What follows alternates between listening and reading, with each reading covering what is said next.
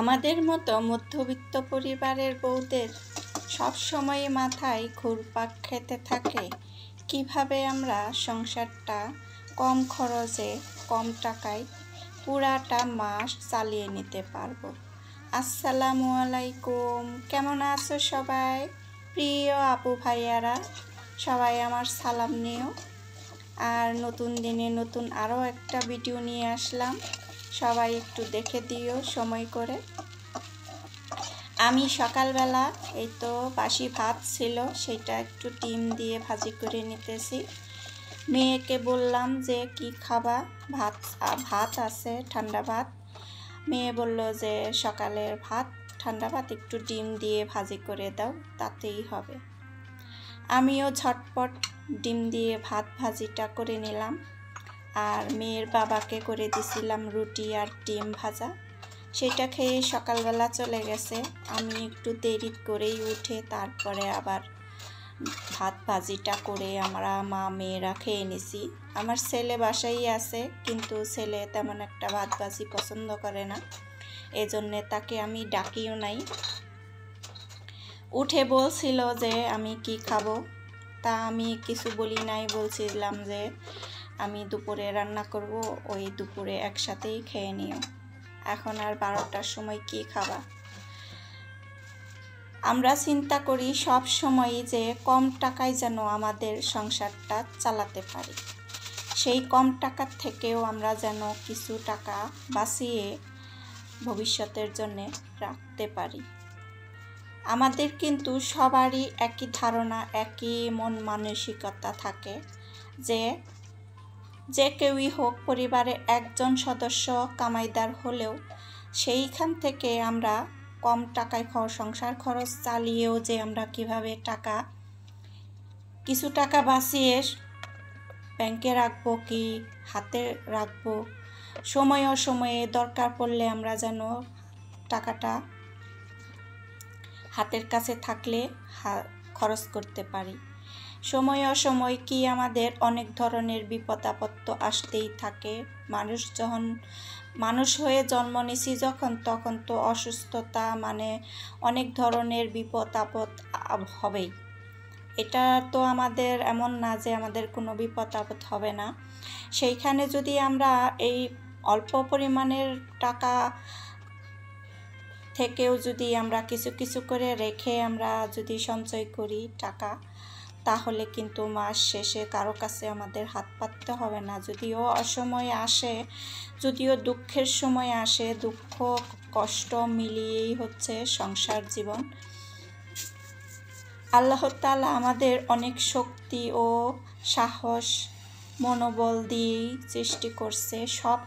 সব পরিস্থিতির মোকাবেলা করতেই আমরা প্রস্তুত থাকি সবসময়। সেজন্যই বলি যে আমাদের পরিবারের একজন যদি সদস্য থাকে কামাইদার, তার সেই টাকায় আমরা খরচ করব, আবার সেই টাকা থেকেই আমরা বাঁচিয়ে সঞ্চয় করব। কিভাবে আমি 8,000 টাকা থেকে সংসার চালিয়ে সুন্দরভাবে একটা মাস পাড়ি দেই, সেইখান থেকেও আমি কিছু কিছু টাকা 10-20 টাকা করে আলাদা করে রাখি।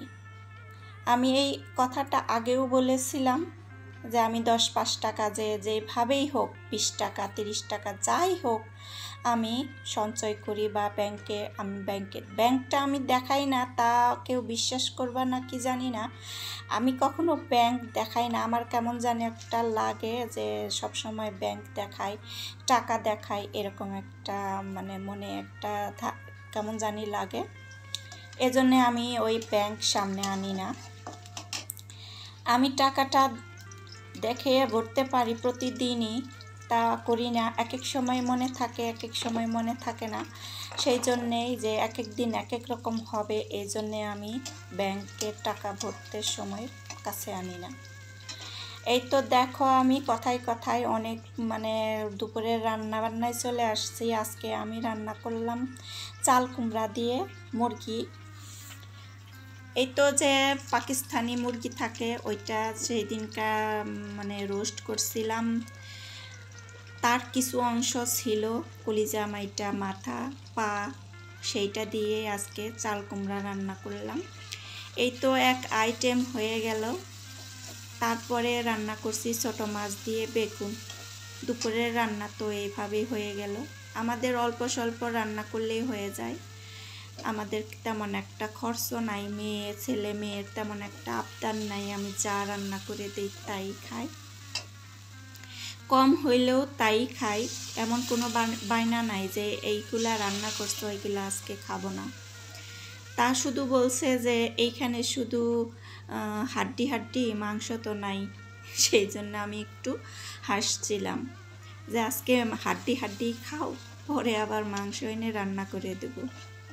এই তো আমি বেগুনটা কেটে নিতেছি। বেগুনটা খুব সুন্দর, বেগুনটা ভালো লাগছে, ছোট মাছ দিয়ে রান্না করছি। যে কথাই ছিলাম, আমরা যদি এক মাসে ৮,০০০ টাকা খরচ করি, সব মিলিয়ে আমাদের চাল কিনতে লাগে বড় জোর ১৫০০-১৬০০ টাকা। সেইখানে আমার ১.৫ মাস, এক বস্তা চালে আমার ১.৫ মাস চলে যায়। চাল কেনার চিন্তা তো থাকে না। ওইটা শুরুতে যদি আমি ১ কেজি ডাউল, ১ কেজি চিনি, ১ কেজি লবণ, ১ কেজি লবণে আমার মাস যায়, মাসের যাই আরও ১০-১২ দিন চলে যায়। আমার তেমন একটা রান্না কম, এজন্যে আমি লবণটাও খরচ করি কম। আর ৩ কেজি তেল দিয়ে আমার পুরা মাসটা চলে যায়। সেই হিসাবে আমি এত খাতা কলমে হিসাব করি নাই।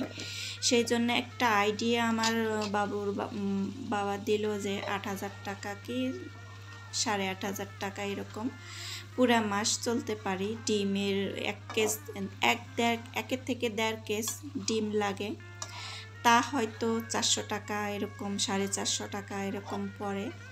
আমার ১ মাস প্রায় চলে যায় ১ কেজ ডিমে। আমি তেমন একটা ডিম খাই না। আমার মেয়ের যদি প্রয়োজন হয় নুডলস খায়, আর মেয়ের বাবাকে হয় এক সময় হয় যে রুটির সাথে ডিম ভাজা দিই।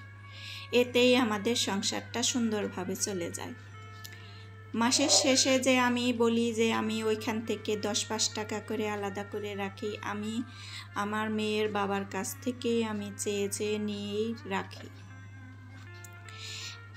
এইভাবে না রাখলে টাকা জমা করা যায় না। যেহেতু ইচ্ছা করে দেবে না, সেইখানে আমি জোর করেই নিয়ে রাখি। সেইভাবে টাকাটা জমা করি, আর দরকার হলে আমি টাকাটা বের করে কাজে লাগাই। আমার যে কোনো কাজেই লাগাই আমি, যে আমার শখ পুরা করি, এই তো আর কি চাই। এইভাবে আমি কখনো অনেকগুলা টাকা বের করে বলি না যে আমাকে এতগুলা টাকা দাও, আমি এই কাজ করব কি সেই কাজ করব। এক সময় হয় যে আমি কিছু টাকা তার কাছ থেকেও নেই, আবার আমার কাছ থেকেও আমি নিয়ে কাজে খাটাই। কি দরকারের সময় মার্কেট করতে হলে সেইখানে আমি কাজে খাটাই, আমার টাকা জমা করার টাকাও কাজে খাটাই। আমাকে মাসের প্রথমে যে টাকাটা হাত খরচের জন্য দেয়, তারপরেও আমি তার কাছ থেকে টাকা নিয়েও হাত খরচ করি। সেইভাবে আমি অনেক টাকা মাস শেষে ৪,০০০ করে টাকা আমার হাত খরচ থেকেও আমি ৩,০০০ টাকা, বড় জোর খুব কম হলে আমি ২,০০০ টাকা জমা করি এক মাসে। এইভাবে করতে করতে আমি অনেক কিছু করছি। সেটা আগেও বলছি যে হাত খরচ থেকে আমি টাকা জমা করে একটা মেয়ের জন্য ব্রেসলেট বানাইছি স্বর্ণের যে দাম সেই অনুযায়ী টাকা আমার জমা হয় না। তারপরেও চেষ্টা করি কিছু টাকা জমা করে এই স্বর্ণের গয়নায় আমি চেষ্টা করি যে রাখতে। যেহেতু মেয়ে আছে, মেয়ে বড় হলে বিয়ে দিতে হবে, সেই একটা মাথায় চাপ থাকে যে একসাথে আমরা সব গহনা একসাথে করতে পারবো না। এখন একটা মেয়ে বের করতে হলে, বিয়ে দিতে হলে অনেক খরচ। সব কিছুরই যেমন দাম বাড়ছে, আমাদেরও একটু হিসাব করে চলতে হবে। এইখানে আমি বেগুনের তরকারিটা বসিয়ে দিতেছি ছোট মাছ দিয়ে। অনেকটা ভালো লাগে ছোট মাছ দিয়ে এইভাবে বেগুন রান্না করলে। কিছু ধনিয়া পাতা ছিল ফ্রিজের ডিপে, ওইটা দিয়ে দিছি। এখন পর্যন্ত যে আমার ভিডিওতে আসো, লাইক দাও নাই, দিয়ে দিতে পারো। আর যদি নতুন কোনো আপু ভাইয়ারা হয়ে থাকো তাহলে আমার ভিডিওতে থেকে যেও ভালোবাসা দিয়ে, ছোট্ট একটা কমেন্ট রেখে যেও, কমেন্ট ধরে যাতে তোমার পরিবারে আমি চলে যেতে পারি। আমাকে বলতে হবে না যে আমাকে সাপোর্ট করো কি আমার পরিবারে আসো। আমি যে নতুন কাউকে দেখলেই আমি তার পরিবারে চলে যাই, যে দেখে আসি তার পরিবারটা কেমন। আমি অনেক চেষ্টা করি যে অনেকের পরিবারে যাইতে, কিন্তু সময়ের অভাবে এক এক সময় হয়তো খেয়াল করি না। আমার এইখান থেকে অনেক সাবস্ক্রাইবার কেটে যাইতেছে। দয়া করে এভাবে কেউ করো না, একবার ছাড়া দুইবার দুইটা কমেন্ট করো যাতে আমার মনে পড়ে। আর এই ছিল আজকের ভিডিওটা। কে কে আসো এখন পর্যন্ত ভালোবাসা দিয়ে পাশে থেকে যেও আর সাপোর্ট করো। একে অপরকে সাপোর্ট না করলে আমরা কেউ এগিয়ে যেতে পারবো না।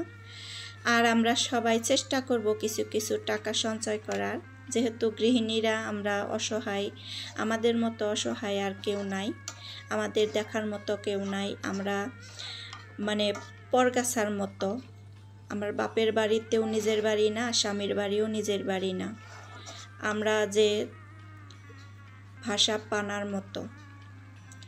অসহায় বলতে কি বোঝায়, আমরা চাইলে আমাদের কিছু দেয়, না চাইলে আর কিছু দেয় না। আমরা বিনা বেতনে চাকরিজীবী, এইখানে পার্মানেন্ট হইলেও বিনা বেতনে চাকরি করি, সবটা দেখাশোনা করি, সব কিছু গুছিয়ে রাখার চেষ্টা করি। আমরা একটা সংসারে, নতুন সংসারে এসে আমরা বুঝি না অনেক কিছু, তারপরেও চেষ্টা করি যে একটু ভালো থাকার জন্যে। এই তো আমি তরকারিটা তুলে নিতেছি। আজকের ভিডিওটা কেমন লাগলো জানিও, ভালো লাগলে লাইক দিয়ে পাশে থেকে যেও। আবার কোনো নতুন ভিডিওতে কথা হবে, সাক্ষাৎ হবে, গল্প গুজব অনেক কিছুই হবে। দেখতে থাকো, দেখতে দেখতে যদি ভালো লাগে আবার কোনো নতুন ভিডিও ছাড়লে পরে দেখে নিও ভালোবেসে। এই তো দুপুরের রান্নাবান্নায় আমি এইখানে টেবিলে নিয়ে আসছি, খাবার টেবিলে এখন খাবে।